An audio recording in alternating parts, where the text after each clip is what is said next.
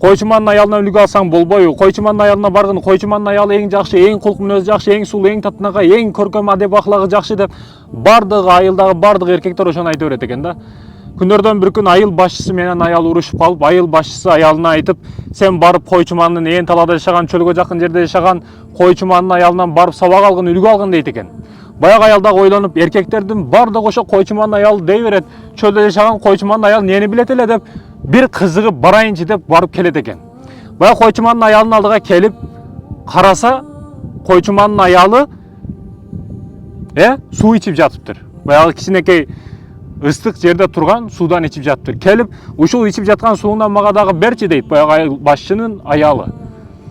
Баягы карап туруп, азыр сизге муздак жакшынакай суу алып чыгып берем деп, кирип салкын жерде сонун муздак сууну алып чыгып аялга карматат. Баягы аял ичип туруп, эмне үчүн өзүң ичкеринен үйдү ичинде муздак суу ичпестен бул жердеги ысып кеткен, сасып кеткен сууду ичип жатасың десе, баягы аялды жообун караңыз, урматтуу мекендештерим, урматтуу эже карындашым. Баягы аял карап туруп, менин азыр өмүрлүк жолдошум, күйөөм, эрим ыстыкта төөлөрдү кайтарып, койлорду кайтарып, башка жандыктарды кайтарып, ыстыкта кыйналып, мешиндеги, идишиндеги суудагы ысып калган ысык сууду ичип жүрөт. Ал кыйналып ысык сууду ичип жүргөн учурда мен көлөкөдө жырган муздак суу ичип жатсам, менин аялдыгым каякта калат дейт. Бу аялды карасаңыз, урматтуу мекендешим, чындыгында үлгү ала турган аял да. Биздикилерчи? Же кээде эркектерчи? Албетте бул аялдан үлгү алыш керек. Дагы бир кошумча окуя, урматтуу мекендештерим, Абугияз деген адам. Бул, урматтуу мекендешим, албетте өтө таква. Аллах Таала бул адамга байлыкты, бийликти бербесе дагы өтө каттуу ыйманды, бакубат ыйманды берип коюптур. Меккенин азаны жаңырып, бардык адамдар оозун жабышып, курсактары токтугунан кыймылдаш кыйын болуп калат кээде адамдардын. Бул Абугияз курсагы ачтыгынан кыйналган жан эле. Ачкачылык ушунчалык кыйнаган. Анын аманатында бир өзү ачкачылыкка, кыйынчылыкка чыдап жүрө берет, бирок анын жанында аманат адамдары бар. Кимдер бар? 4 кызы, 1 аялы, кайненеси, анан 2 карындашы. Булар аялдар. Түшүмдү үйгө алып келе турган, бардык нерсени алып келе турган эркек киши бул. Бул канча жашта? 80-дин тегерегиндеги аксакал киши. Абугияз ошентип кыйналып көчөдөн чыгып, багымдаттын намазын окуп кайра келет экен. Келгенден кийин өзү үстүндөгү чапанын аялына берип, аялы намаз окуп, андан кийин өткөзүп берип, жада калса кийимге дагы муктаж эле буларчы. Үйүндө толугураак авиратты жаба турган кийим дагы жок экен. Ошентип намаз окуган, урматтуу мекендешим. Ошентип намаз окуйт экен. Күйөөсү Абугияз сыртка чыгып кетип, дагы бирдеке таап келермин деп үмүт менен көчөгө чыгат. Көчөгө чыгат, бирок эчтеке таппайт. Айланат, тегерендейт, эчтеке таппайт. Кайра келет. Аялы бир нерсе кылбасаңыз болбойт, ачтан өлөбүз, өлөйүн деп атабыз биз. Абугияз дагы сыртка чыгып, эркек киши ушундай, үйдө отургусу келбей калат. Ачкачылык, кыйынчылык болгондо аялдын сөзү, өзү көз карашы дагы кыйналып калат эркек киши. Себеби неге? Сырттан бир нерсе келбесе эркек кишиге өтө кыйын. Чыгып кетесиң, кыйкыргың келет, парктарга барып, тоолорго барып, кыйкырып, бакырып, өзүң сүйлөп, ичиңде согуш болуп кайтып келесиң да. Абугияз дагы чыгып барып, өзү дагы өзгө сүйлөшүп, кыйналып, кысталып, я Аллахым деп ушундай чөлдүү жерлерге келип алып, топуракты мынтип ойноп, я Аллахым, эгерде ушул кысмат боло турган болсо, мени жанымды алып кой, иманым барлыгы да. Мен өтө кыйналдым. Бул ачкачылык мени алып кетет. Аманат жандарды сага тапшырдым, мен жанымды ал деп Кудайдан жалынып дуа кылат. Дуа кылган учурда чөл топурактын ичинен бир нерсе тийип кетет. Эми бул ойлоду, жан Кудай Таала жанымды ала турган болду, жылан-пулан келген окшойт деп топурактын ичиге колун дагы салат, чаксын деген максатта. Чагып мынтип караса, жылан эмес эле бир башкача ташка окшош нерсе экен. А мынтип жакшыраак караса, бир баштык да эми. Анан алып кыймылдатып көрдү, такылдатып көрдү, ошалып көрдү, караса шаптырып атат. Бул жерде чоң акча, мындайча айтканда алтын, ошол учурда акчасы, алтыны, тыйын тыпыры бар экен. Ал сүйүндү, кубанды. Эми баягы түйшүк, проблема, ой түшүктөр бардыгы унутулуп, бардыгы кубанычка айланып кетти да. Абугияз өзүн жоготуп койду. Деди, шытырап атат. Баягы кайгыда, баягы кападагы эч бир нерсеси жок. Бүт кубанычка айланды. Кыйкырды, кубанды, сүйүндү. Баягы аялына өзү жетпеген нерселерди алып берейин деди, сурап жаткан нерселердин ашчасын алып берейин деди, үмүт кылды. Кыздарына жетпей жаткан нерсесин ашчасын алып берейин деп сүйүнүп, кубанып, баспастан учуп кетип жатты үйүнө. Бирок бир учурда бардык нерсени арам кылып жаткан учуруңда иманың бир жол так дейт да. Абугиязга дагы иманын такылдатып, Абугияз бул бирөөнүкү, Буну эсине кайтарышың керек, болсо 1 жыл күтүшүң жайыз болуп эсептелет, эсин табышың керек деген нерселер болуп калат. Андан кийин бул дагы Абу Гыяз дагы ойлонуп 50 жыл таква болуп келди, арамга аралашпады, ойлонду. Эми кайра алып барып коеюн десе, башка бирөө алып келип арамга иштеп берсе, ага дагы күнөөсүгө шерик болуп калышы мүмкүн. Бул дагы ойлоду дагы кайтты. Бул жолунан кайтты.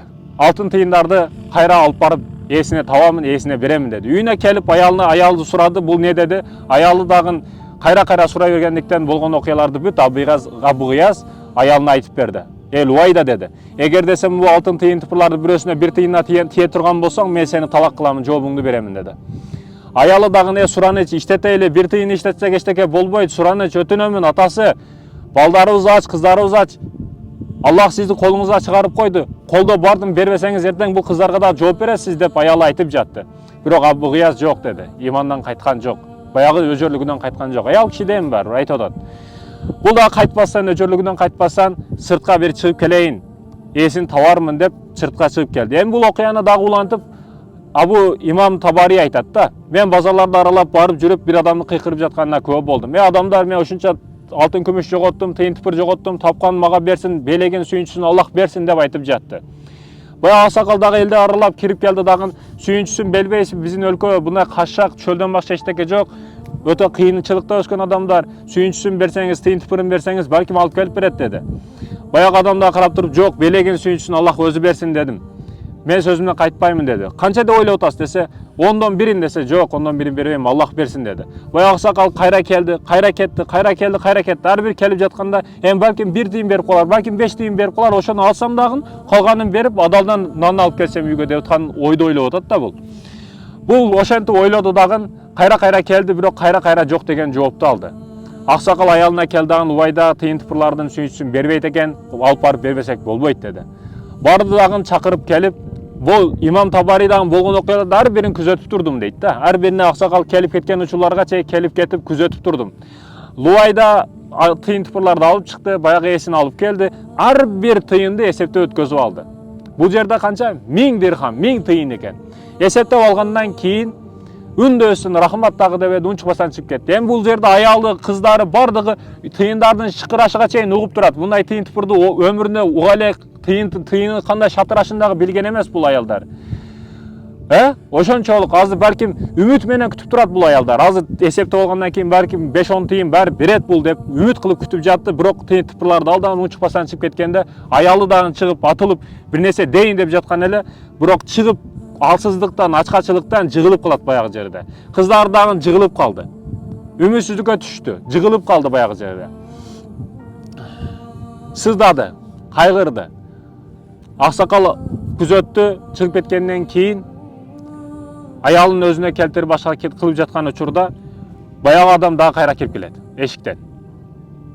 Мен дейт, сизге кайра салам, Аллахтын тынчтыгын, рахматын, берекесин каалап саламдашам деп саламдашып, атам мага мынча мурас калтырган, аны ажылыкка иштет деген, ана мындай кыл деген, бирок 1000 тыйынды бир эсине, эң ылайыктуу эсине табып садака кылгын, ихсан кылгын деген.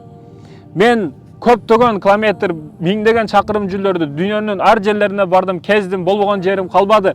Бирок 1000 тыйынга ылайыктуу сизден өткөн адамды көрбөдүм, сиз ылайыктуу экенсиз, мына сизге деп туруп тыйын тыпырларды берди. Баягы кубанды, сүйүндү, рахматын айтты. Ал күзөтүп коюп чыгарып кеткенден кийин Имам Табари дагы аркасынан кетип жатты. Мен дагы кеттим, эми деп кетип жаткан учурда аксакал келип токтотуп, мен сизди билемин, мени байкап жаткансыз, күзөтүп жаткансыз, аларды дагы билип жатканмын. Бирок Умар ибн Хаттабка пайгамбарыбыз айткан го, ар бир сизге хадия келсе алгыла деген. Сиз дагы жүрүңүз деп баягы келип, өзүнүн ошол кыздарын, кайненесин, сиңдилерин бүт бардыгын жыйнап, 10 адам болот, 10 адамга бүт бардыгын эсептеп тыйынды сага бир деп бөлүп берет баягы аксакал, мага бир деп. Имам ошентип аксакал бөлүп бүткөндөн кийин эми шамга жакын учур, шамдан кийин бул аксакалдын үйүндө майрам болуп кетет. Кубаныч үстүнө кубаныч болуп кетет, шаң болуп кетет. Өтө кубанычтуу, бактылуу болушту. Имам Табари айтат, мен ошол тыйын тыпырларды алып 100 тыйын мага тийди.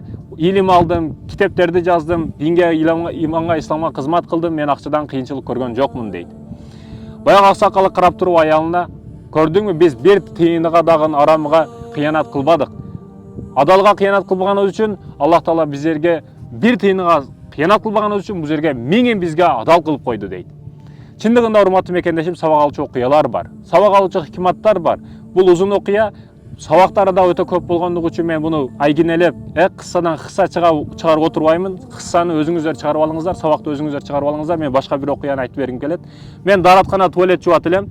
Туалет жууп жүргөн кезимде туалет жууп иштейт элем. Арабтар келет эле, конок болуп, башка болуп, мечиттерге, медреселерди көргөнчө келип, анан туалетке да сөзсүз түрдө кирет эле. Бир жолу сөзсүз бир арабтар кирип, мен намазханага кирип кайра чейин кирип чыгып кетишкен экен. Бир сумка турат. Эми балким бирөөнүкү деп мен таап алган саат болобу, башка болобу, бардыгын имамга берет элем. Баягыны дагы берип коеюн деп имамга алып кирип берейин десем, имам жок экен. Анан бул не болду экен деп кызыгып, бар адам киши ачып көрөсүн, кызыгып көрөсүн. Ачып көрсөм, толтура доллар экен. Ошентип ал жерде толтур акча. Ачсам калакадан толтур экен. Толтур акча. Эми шайтан миң түрлүү ойлорду берет. Андан алып кач, мындан айча алып кач, айнектен ыргытып, оң жактан тегеренип, акчаны алып качасың, келечегиң алдында, жашооң алдында көп нерсе кылып койсоң болот бул акчаларды деп ар кандай пикирлерди берип атат. Адал жагынан кылып дагы берип атат да шайтан. Медресе саласың, мечит саласың, университет саласың деп адал ой кылып, арам акчаны ал, кийин адал иштерди кыласың деп туруп шайтан ар кандай пикирлерди берип атат да. Кудай сактасын, Алла сактасын. Ошолдой пикирлерди берип жаткан учурда иманым так деди да мен дагы. Иманым так деп, Мухаммад бул акча менен узакка барбайсың, бирөөнү тешип чыгат, эртең мындан бетери болуп миллион долларың, миллиард доллар болуп чыгып кетет. 5000 сомуң 500 000 сом болуп чыгып кетет, тешип чыгат деп иманым бул жерден так кылады. Ана мен не болсо, саат болсо, жок болсо, телефон жок болсо имамга бергенде аманат нерсени, буну дагы имамга бермей болдум. Жана имамды издедим. Имам жок комнатасында бөлмөсүндө бир жерге кеткен. Мен баягы өзүмдү шыпыргы тряпка койгон складым бар эле, ошого жака коюп акчаны күлүштөп кайра чыктым. Имамды күттүм, саламдашып учурашып, кайра имамды ушундый маселе бар деп, ошол ылдыйга подвалга алып түштүм. Подвалга алып түшүп акчаны көрсөтүп, көргөн учурда эң биринчи сөзү не болду билесиздерби имамдын? Уруп койсок болот деди да. Уруп койсок болот деди. Дамлаке дедим. Молдоке дедим. Элдин жүзүсүз. Не жок болсо сизге берет элем аманат деп. Муну дагы сизге берейин дедим. Уруп коюш мени колумдан келет эле. Эгер ургум келгенде мен сизге айтпай эле уруп качып кетмекмин дедим. Мен уруп койсом болот. Мында экөөбүз салыштырып көрсөк, мен уруп койсом болот. Мен жашмын. Келечегим алдында көп нерсе кылып койсом болот бул акча менен. Бирок сиздин жашыңыз 50-ге чыгып калды. 10 жыл, 15 жыл өмүрүңүз калса калды, калбаса жок. Сиз ушул сөздү айтканды уялбайсызбы дедим. Баяганан карап туруп, мен сени текшерип көрүп, сынап көрөйүн дедим эде, сен чындыгында жакшы адам экенсиң. Мен сага чындап сени ушунча сумма, ушунча чоң сумма алдай албай атабы? Демек сен менен көп нерсе кылса болот экен деп, ошентип мени мактап, ээсин күтө турган болдук. Ээсин күттүк, ээси чындап 2 араб жигит издеп келди, араб балдар. Биздин мечит алда фонд бар, кайрымдуулук фонд, алар мектептерди, медреселерди Кыргызстанга салат. Ошолорго тиешелүү мечит, медресенин, мектептин акчасы экен да бул. Мен ошондо Кудайыма шүгүр кылдым. Чоң бир проект болушу, жакшы иштин болушуна тоскоол болуп кала турган адам мен болуп калат элем, эгер мен уруп койгонумда акчаны. Чоң бир жакшылыкка себепчи болдук биз. Эгер менден башка бирөө болгондо балким алып качып кетет эле, балким урдайт эле, башка. Мени туура кылып койгону Кудай Таала мени ушинтип сынап койгону. Бул сыноодон өттүк, Кудайыма шүгүр, жакшы өттүк. Ал арабтар өздөрүнүн жанынан 500 доллардан берди. Рахмат иретинде берди. Урматтуу мекендешим, сыноо келет экен да ушундай. Сыноо баягы ушундай катуу сыноолор келет экен. Акча көп келип, чонтогуңа салсаң долларлар чыгып, акчаны көзүнө карабастан каалаган нерсеңди алып, каалаган нерсеңди кылып, каалаган жерде жүрө турган учурлар келет. Ар бир адам деле келет. Бул падышада гана эмес, бул бир гана бийликте жүргөн адамда гана эмес, бул бир гана депутатта эмес, бул бир гана актёрда эмес, бул гана бир гана артистте эмес, бул бардыгына келе турган учур. Ушундай келет, бир доор келет, акча көзгө карабай каласың. Ошол учурда өзүң токтотуп калбасаң, кыйын болуп калат маселең, өтө кыйын болуп калат, урматтуу мекендешим. Эми буга кошумча дагы бир окуяны айтып берейин. Устаз умрага алып барат. Умра сезон башталганда ар ай сайын адамдарды 15 күн, 20 күн ар кандай умраларга алып барат. Ажы башчы болуп ажыга алып барат. Эми ошентип барган учурда дейт, адамдар айтат, муну деңизге алып барып кел, муну жерге алып барып кел деп, андан башка акча төлөп алып барып кел дейт да. Анан 4 адам келди, мени алып барып кел деди мына деңизге. Анан мен карадым, алар базар көн бирөөсү паланча жерде директору акчасы көп адам, акчалуу адамдар эми. Аларга таксиге 200 сом өзү алып барып келет, мен $200 болду деп алып койсом дагы болот. Ушундай ой келди, шайтан пикирди берди. Бирок мен Алладан корктум, ал ишти кылган жокмун. Аларды айткан жерине алып бардым. Деңизге түштү, көлдү көрүштү, ошо көрө турган жердин баарын көрүштү. Мен дагы түшүп суудан чыгып жатсам, жээкке жетерде бир бутума бирдеке тийип кетти. Анда алып карасам, көзгө илинерлүү музейде турчу таштай көрүндү да. Музейде тура турган таш экен деп чөнтөгүмө салдым. Кайра келдим, умражылыгыбыз бүттү, келдик. Кийин китеп окуп, Мекке, Мадина сыяктуу деңиздерди китептерин окуп отуруп, баягы таш эсиме түшүп кетти үйдө. Баягы ташты алдым дагы, алып не экен деп баксам, кургап, баягы цвети түшө турган болуп калыптыр. Анан мындай тазаласам тазаланып атат да, тышы түшүп атат. Тышын түшүрдүм дагы, карасам ичи жалтыраган алтын таш экен. Сүйүндүм, кубандым, биринчи сөзүм алхамдулилла болду. Кудайга шүгүр дедим. Бир тыйын арамдан сактандым, ошо $100-200 албадым. Бул жерден Аллах мага 1000 эсе жакшыраган берип койду дейт да. Бул алтын, буга 3-4 трактор берет сатсам. Акчасы ошондой болот. Сүйүндүм, кубандым, Аллахка шүгүр кылдым. Бир жамандан сактандың, 1000 жакшысын бердиң. Алхамдулилла дедим. Чай ичип отуруп шамга жакын аялыма болгон окуяларды айттым. Айтсам, Эми жеңим айтат экен, дагы калып издебедиңизби? Ал жерде алтын көп эле да дагы издебедиңизби дептир да. Баары аял киши да карасаңыз. Айтайын дегеним, урматтуу мекендешим, сырттан ырыскыны эркек киши алып келет экен, адам арам адалга көбүнчө сиз жооп бересиз. Акыретте чындыгында аял киши отурат үйдө, сиз алып келесиз, ал жейт, ичет, сиздин жоопкерчилигиңизде. Көчөдөн кантип алып келишиңизге маани бериңиз, урматтуу мекендешим. Сабактан сабак алайлы.